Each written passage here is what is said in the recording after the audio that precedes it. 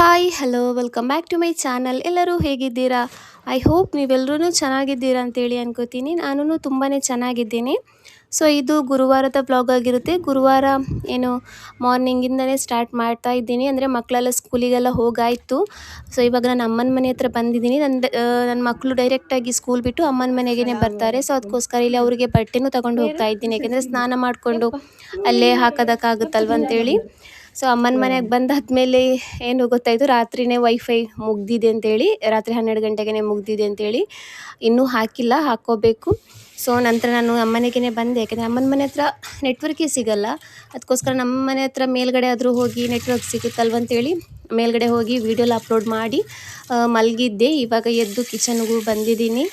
So ಇವತ್ತು ನಾನು ಏನು ಕಡಲೆಬೇಳೆ ಇದೆಯಲ್ವ, ಅದ್ರದ್ದು ನಾನಿಲ್ಲಿ ವಡೆ ಮಾಡೋದು ತೋರಿಸ್ತಾ ಇದ್ದೀನಿ.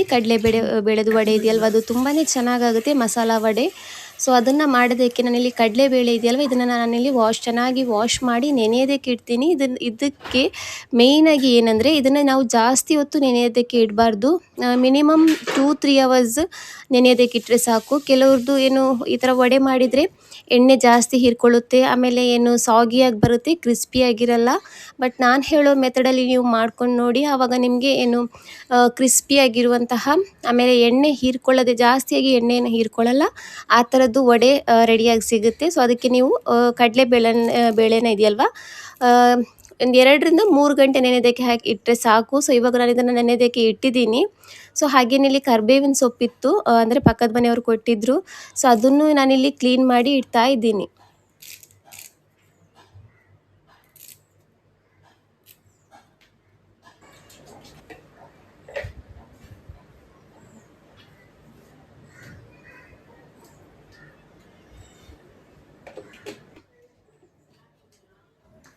ಕಡಲೆಬೇಳೆದು ಮಸಾಲ ವಡೆ ಇದೆಯಲ್ವ, ಅದನ್ನು ಮಾಡೋದಕ್ಕೆ ಮೇಯ್ನಾಗಿ ನಾವು 2 ಏನು ಟಿಪ್ಸನ್ನು ಅದಕ್ಕೆ ಇನ್ಕ್ಲೂಡ್ ಮಾಡ್ಕೋಬೇಕಾಗುತ್ತೆ. ಒಂದನೇದಾಗಿ ಜಾಸ್ತಿ ಹೊತ್ತು ನೆನೆಯೋದಕ್ಕೆ ಇಡಬಾರ್ದು. ಜಾಸ್ತಿ ಹೊತ್ತು ನೆನೆಯೋದಕ್ಕೆ ಇಟ್ಟರೆ ಎಣ್ಣೆ ಹೀರ್ಕೊಳ್ಳುತ್ತೆ. ಸೊ ಅದಕ್ಕೋಸ್ಕರ 2-3 ಗಂಟೆ ತನಕ ನೆನೆಯೋದಕ್ಕೆ ಇಟ್ಟರೆ ಸಾಕು. ಇನ್ನೊಂದೇನೆಂದರೆ, ಇದನ್ನು ನೆನೆದಾದ್ಮೇಲೆ ಇದನ್ನು ನಾವು ಸ್ಟ್ರೈನ್ ಮಾಡಿ ಇಡಬೇಕು. ನಾನು ಅದು ನಿಮಗೆ ಆಮೇಲೆ ಹೇಳ್ತೀನಿ ಯಾವ ಥರ ಅಂತೇಳಿ. ಸೊ ಇವಾಗ ಅದನ್ನು ನೆನೆಯೋದಕ್ಕೆ ಇಟ್ಟಿದ್ದೀನಿ. ನಾನು ಜಸ್ಟ್ ಇವಾಗ ನೆನೆಯೋದಕ್ಕೆ ಇಟ್ಟಿರೋದಷ್ಟೇ. 1:30 ಗಂಟೆ ಆಗುವಾಗ ಇಟ್ಟಿರೋದು. 2:30, 3:30, 4:15 ಗಂಟೆ ಆಗುವಾಗ ನಾನು ತೆಗಿತೀನಿ. 4:15 ಗಂಟೆ ಅಲ್ಲ, 4 ಗಂಟೆಗೆ ನಾನು ಅದನ್ನು ಏನು ಸ್ಟ್ರೈನ್ ಮಾಡೋದಕ್ಕೆ ಇಡ್ತೀನಿ. ಯಾಕೆಂದರೆ ಅದು ಬೇಯೋದಕ್ಕೂ ಸ್ವಲ್ಪ ಟೈಮ್ ತೊಗೊಳುತ್ತೆ. ನಾವು ನಾರ್ಮಲಾಗಿ ವಡೆ ಮಾಡ್ಕೋತೀವಲ್ಲ, ಉದ್ದಿನಬೇಳೆ ವಡೆ ಎಲ್ಲ, ಸೊ ಅದಕ್ಕೆಲ್ಲ ಜಾಸ್ತಿ ಟೈಮ್ ಹಿಡ್ಕೊಳ್ಳುತ್ತೆ. ಬಟ್ ಇದರಷ್ಟು ಟೈಮ್ ಹಿಡ್ಕೊಳ್ಳಲ್ಲ. ಇದು ಏನು ಆರಾಮಾಗಿ ಏನು ಪೇಷನ್ಸಿಂದ ಇದನ್ನು ನಾವು ಏನು ಫ್ರೈ ಮಾಡಬೇಕು. ಹೈ ಫ್ಲೇಮ್ ಆಮೇಲೆ ಲೋ ಫ್ಲೇಮೆಲ್ಲ ಮಾಡಿ ಆರಾಮಾಗಿ ಇದನ್ನು ನಾವು ಏನು ಫ್ರೈ ಮಾಡ್ಕೋಬೇಕು. ಆವಾಗಲೇ ಚೆನ್ನಾಗಿ ಕ್ರಿಸ್ಪಿಯಾಗಿ ಬರೋದು. ಅದು ನಿಮಗೆ ಆಮೇಲೆ ತೋರಿಸ್ತೀನಿ. ಸೊ ಇವಾಗ ಹಾಗೇ ಚಿಕನ್ ಇದೆ. ಚಿಕನನ್ನು ನಾನು ಇಲ್ಲಿ ವಾಶ್ ಮಾಡಿ ಇಡ್ತಾ ಇದ್ದೀನಿ. ಇವಾಗಂತೂ ಚಿಕನಿದು ರೇಟು ಫುಲ್ಲು ಜಾಸ್ತಿ ಆಗಿಬಿಟ್ಟಿದೆ. ಇನ್ನು ಹಬ್ಬ ಆಗುವಾಗಂತೂ ಕೇಳೋದೇ ಬೇಡ, ಆ ಥರ ರೇಟ್ ಮಾಡಿಬಿಡ್ತಾರೆ. ಯಾಕೆಂದರೆ ಗೊತ್ತಿದೆ ಅವರಿಗೆ, ಏನೇ ಆದ್ರೂ ಬೇಕೇ ಬೇಕು ಅವರಿಗೆ. ಅಂದರೆ ಎಲ್ರಿಗೂ ಚಿಕನ್ ಮಟನ್ ಎಲ್ಲ ಬೇಕೇ ಬೇಕಾಗುತ್ತೆ ಅಂತೇಳಿ. ಸೊ ಅದಕ್ಕೋಸ್ಕರ ರೇಟನ್ನು ಹೈ ಮಾಡಿಬಿಡ್ತಾರೆ. ಸೊ ಇವಾಗ 170 ರೂಪೀಸ್ ತನಕ ಇದೆ. 1 kg ಗೊತ್ತಿದಲ್ವ, 1 kg ಕೋಳಿಲಿ ಎಷ್ಟು ಹೋಗುತ್ತೆ, ಎಷ್ಟು ಸಿಗೋದು ಅಂತೇಳಿ. 2 kg ಎಲ್ಲ ಬೇಕಾಗುತ್ತೆ. ಸೊ ಅದರಲ್ಲಿ ನಾನು ಸ್ವಲ್ಪ ತೊಗೊಂಡಿದ್ದೀನಿ ಇವಾಗ, ಏನು ಇಫ್ತಾರಿಗೆ ಕಸಿ ಮಾಡೋದಕ್ಕೆ ಅಂತೇಳಿ. ಆಮೇಲೆ ಸ್ವಲ್ಪ ಬಾಕಿ ಇರೋದನ್ನು ಫ್ರಿಜ್ಜಲ್ಲಿ ಇಟ್ಟಿದ್ದೀನಿ. ಬಟ್ ಇವತ್ತು ಯಾವುದೇ ಥರದ ನಾನ್ ವೆಜ್ ರೆಸಿಪಿ ಅಂದರೆ ಫ್ರೈಡ್ ಐಟಮ್ ಏನು ಮಾಡ್ತಾಯಿಲ್ಲ. ಇನ್ನು ಒಂದೊಂದೇ ಮಾಡಬೇಕು ಅಂತೇಳಿ. ಯಾಕೆಂದರೆ ಗ್ಯಾಸನ್ನು ತುಂಬ ಉಳಿತಾಯ ಮಾಡೋದು ಮುಖ್ಯ ಆಗಿದೆ. ಇವಾಗ ಗೊತ್ತಿದೆಯಲ್ವ, ಗ್ಯಾಸ್ ಅಂತೂ ಸಿಗಲ್ಲ ಅಂತ ಹೇಳ್ತಾ ಇದ್ದಾರೆ. ಒಂದು ಬುಕ್ ಮಾಡಿದರೆ 1 ತಿಂಗಳಾಗುತ್ತೆ ಅಂತೇಳಿ. ಅದನ್ನು ತುಂಬ ಕಡೆ ಏನು ಗ್ಯಾಸ್ ಇದು ತುಂಬಾ ಪ್ರಾಬ್ಲಮ್ ಆಗ್ತಾಯಿದೆ. ಬ್ಯಾಂಗ್ಳೂರು ಕಡೆ ಎಲ್ಲ ಹೋಟೆಲ್ಗಳೆಲ್ಲ ಬಂದಾಗಿದೆ ಅಂತೇಳಿ ಹೇಳ್ತಾ ಇದ್ದಾರೆ. ಸೊ ಹಾಗಾಗಿ ಇನ್ನೂ ಏನು ಅಡುಗೆಯಲ್ಲೇ 1 ಟೈಮಲ್ಲಿ ಅಡುಗೆ ಮಾಡಬೇಕು. ಬೆಳಿಗ್ಗೆ ಮಾಡಿದರೆ ಮಧ್ಯಾಹ್ನ ರಾತ್ರಿ ಅದನ್ನೇ ತಿಂದ್ಕೋಬೇಕು, ಗ್ಯಾಸ್ ಇದು ಪ್ರಾಬ್ಲಮ್ ಏನು ಸಾಲ್ವ್ ಆಗೋ ತನಕ. ಸೊ ಹಾಗಾಗಿ ನಾನು ಅಂದ್ಕೊಂಡೆ ಇನ್ನೂ ಜಾಸ್ತಿ ಅಡುಗೆಗಳನ್ನು ಮಾಡಲ್ಲ. ಇವಾಗ ಒಂದು ಫ್ರೈಡ್ ಐಟಮ್ ಏನಾದರೂ ಮಾಡ್ತೀನಿ, ಆಮೇಲೆ ಒಂದು ಸಮೋಸ ಹೊರಗಡೆಯಿಂದ ತಗೊಬರ್ತೀನಿ ಅಂತೇಳಿ.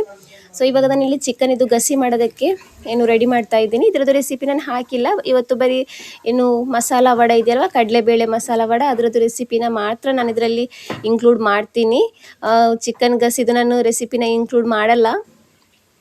ಸೊ ಹಾಗೇನೆ ಇಲ್ಲಿ ಗರಂ ಮಸಾಲ ಪೌಡರ್ನು ಖಾಲಿ ಆಗಿಬಿಟ್ಟಿತ್ತು. ಈ ಥರ ಡಬ್ಬದಲ್ಲಿದ್ದರೆ ಹಾಕೊಳ್ಳೋದಕ್ಕೆಲ್ಲ ಈಸಿ ಆಗುತ್ತೆ. ಸೊ ನಾನು ಅಂದ್ಕೊಂಡೆ ಖಾಲಿಯಾಗಿದೆ ಅಂದರೆ ಡಬ್ಬನೂ ಇಲ್ಲ ಅಂದ್ಕೊಂಡಿದ್ದೆ, ಪ್ಯಾಕೆಟು ಇಲ್ಲ ಅಂತೇಳಿ. ನೋಡುವಾಗ ಒಂದಿತ್ತು ಪುಣ್ಯಕ್ಕೆ. ನನಗೆ ಎಲ್ಲ ರೆಸಿಪಿಗಳಿಗೂ ಏನು ಗರಂ ಮಸಾಲ ಪೌಡರ್ ಬೇಕೇ ಬೇಕು. ಸೊ ಅದಕ್ಕೋಸ್ಕರ ನಾನಿಲ್ಲಿ ಅದನ್ನು ಫಿಲ್ ಮಾಡಿ ಇಡ್ತಾ ಇದ್ದೀನಿ.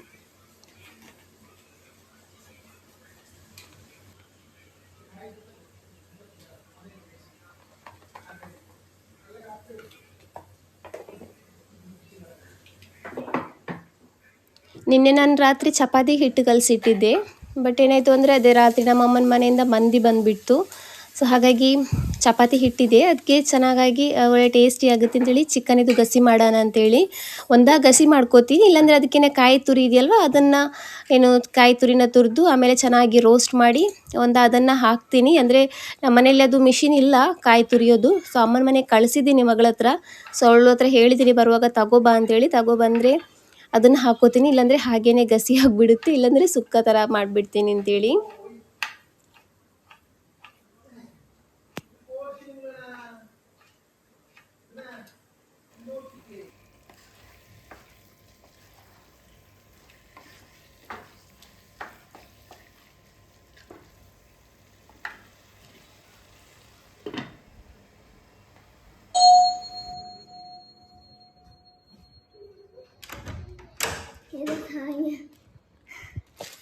मन्ने इपोड़े को बस तला गोर लब्बर इल्ल बेबी कणकी तत्तु बोलತೀನಿ ಇದು ಪಾಪ ನನ್ನ ಮಗಳು ನೆನಪಲ್ಲಿ ತಗೋ ಬಂದಿದ್ದಾಳೆ. ಅಂದರೆ ದೊಡ್ಡೋಳಿಗೆ ಆ ಥರ ಎಲ್ಲ ನೆನಪಿರಲ್ಲ, ಬಟ್ ಇವಳು ನಾನು ಹೇಳಿದ್ನಲ್ವ ಅಂತೇಳಿ ನೆನಪಲ್ಲಿ ತಗೋ ಬಂದಿದ್ದಾಳೆ. ಸೊ ಇವಾಗ ನಾನಿಲ್ಲಿ ಇದನ್ನು ತೆಂಗಿನಕಾಯಿ ತುರಿ ಇದೆಯಲ್ವ ಅದನ್ನೇ ಹಾಕಿ ಸುಕ್ಕ ಥರ ಮಾಡ್ತೀನಿ. ಸೊ ಅದಕ್ಕೋಸ್ಕರ ಇಲ್ಲಿ ತೆಂಗಿನಕಾಯಿ ತುರಿಯನ್ನು ರೋಸ್ಟ್ ಮಾಡ್ಕೋತಾ ಇದ್ದೀನಿ. ಸ್ವಲ್ಪ ಅರಿಶಿನ ಪುಡಿನೂ ಆಮೇಲೆ ಕರಿಬೇವಿನ ಸೊಪ್ಪು ಹಾಕಿ ಸ್ವಲ್ಪ ತುಪ್ಪ ಹಾಕಿ ನಾನು ಇದನ್ನು ಚೆನ್ನಾಗಿ ರೋಸ್ಟ್ ಮಾಡ್ಕೋತಾ ಇದ್ದೀನಿ. ಸೊ ಇವಾಗ ಎಲ್ಲ ರೆಡಿ ಆಗಿದೆ ಚಿಕನ್ ಸುಕ್ಕ. ಸೊ ಫ್ರೆಂಡ್ಸ್, ಇವಾಗ ನಾನು ಇದನ್ನು 1-2.5 ಗಂಟೆ ತನಕ ಇದನ್ನು ನೆನೆಸಿದ್ದೀನಿ. ನೋಡಿ, ಈ ಥರ ಕೈಯಲ್ಲಿ ಕಟ್ ಮಾಡಿದರೆ ಕಟ್ ಆಗಬೇಕು, ಅಷ್ಟು ನೆಂದರೆ ಸಾಕು.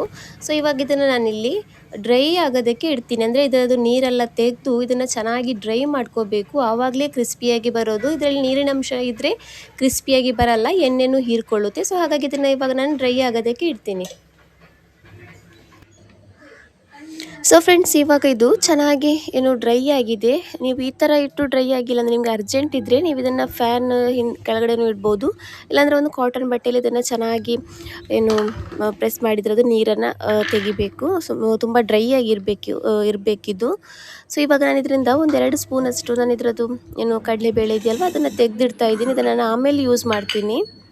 ಬಾಕಿ ಇರೋದನ್ನು ಇದೆಯಲ್ವ ಇದನ್ನು ನಾನು ಮಿಕ್ಸಿ ಜಾರಿಗೆ ಹಾಕಿ ತರಿಯಾಗಿ ರುಬ್ಕೋತೀನಿ. ಫಸ್ಟಿಗೆ ಇಲ್ಲಿ ನಾನೊಂದು ಮಿಕ್ಸಿ ಜಾರಿಗೆ ಬ್ಯಾಡಗಿ ಮೆಣಸಿನ್ಕಾಯಿ, ಹಸಿರು ಮೆಣಸಿನ್ಕಾಯಿ, ಆಮೇಲೆ ಶುಂಠಿ, ಜೀರಿಗೆ ಇದನ್ನು ಹಾಕಿ ನಾನು ಇವಾಗ ಇದನ್ನು ತರಿಯಾಗಿ ರುಬ್ಕೊಂಡಿಡ್ತೀನಿ. ಇವಾಗ ನೋಡಿ, ಈ ಥರ ಪೇಸ್ಟ್ ಮಾಡ್ಕೊಳ್ಳಿ. ನಂತರ ಇದಕ್ಕೆ ನಾವು ಇಲ್ಲಿ ಸೋಕ್ ಮಾಡಿಕೊಂಡು ಡ್ರೈ ಮಾಡ್ಕೊಂಡಿಟ್ಟಿರುವಂತಹ ಕಡಲೆಬೇಳೆ ಇದೆಯಲ್ವ ಅದನ್ನು ಹಾಕಿ ನಾವು ಇದನ್ನು ಪೇಸ್ಟ್ ಮಾಡ್ಕೋಬೇಕು. ನೋಡಿ, ಇದು ನೈಸಾಗಿ ಪೇಸ್ಟ್ ಮಾಡ್ಕೊಂಡಿಲ್ಲ, ತರಿಯಾಗಿಯೇ ಪೇಸ್ಟ್ ಮಾಡ್ಕೊಂಡಿದ್ದೀನಿ ಇದನ್ನು. ಸೊ ಇವಾಗ ಇದನ್ನು ಒಂದು ಬೌಲಿಗೆ ಹಾಕೋತಾ ಇದ್ದೀನಿ. ನಂತರ ಇದಕ್ಕೆ ಈರುಳ್ಳಿ, ಕೊತ್ತಂಬರಿ ಸೊಪ್ಪು, ಆಮೇಲೆ ಕರಿಬೇವಿನ ಸೊಪ್ಪು ಚಿಕ್ಕದಾಗಿ ಕಟ್ ಮಾಡ್ಕೊಂಡಿರೋದು, ಆಮೇಲೆ ನಾನು ಫಸ್ಟಿಗೆ ತೆಗೆದಿಟ್ಟಿದ್ನಲ್ಲ ಕಡಲೆಬೇಳೆ ಅದನ್ನು ಹಾಕಿ ರುಚಿಗೆ ತಕ್ಕಷ್ಟು ಉಪ್ಪು ಹಾಕಿ ನೀರು ಒಂಚೂರೂ ಹಾಕದೆ ಚೆನ್ನಾಗಿ ಕೈಯಲ್ಲೇ ಇದನ್ನು ಮಿಕ್ಸ್ ಮಾಡ್ಕೋಬೇಕು.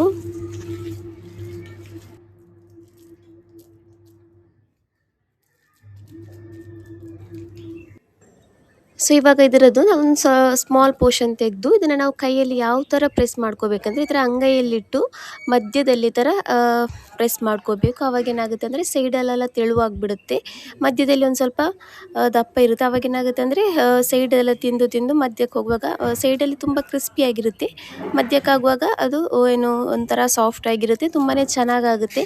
ಸೊ ಈ ಥರ ಎಲ್ಲನೂ ಒಂದೇ ಸೈಜಲ್ಲಿ ಮಾಡಿ ಇಟ್ಕೊಂಬಿಡಿ. ಸೊ ಇವಾಗ ಎಣ್ಣೆನ ಚೆನ್ನಾಗಿ ಬಿಸಿ ಮಾಡ್ಕೊಳ್ಳಿ, ಚೆನ್ನಾಗಿ ಬಿಸಿಯಾಗಿರಬೇಕು. ನಂತರ ಒಂದೊಂದನ್ನೇ ಹಾಕಿ ಇದನ್ನು ಫ್ರೈ ಮಾಡ್ಕೋಬೇಕು.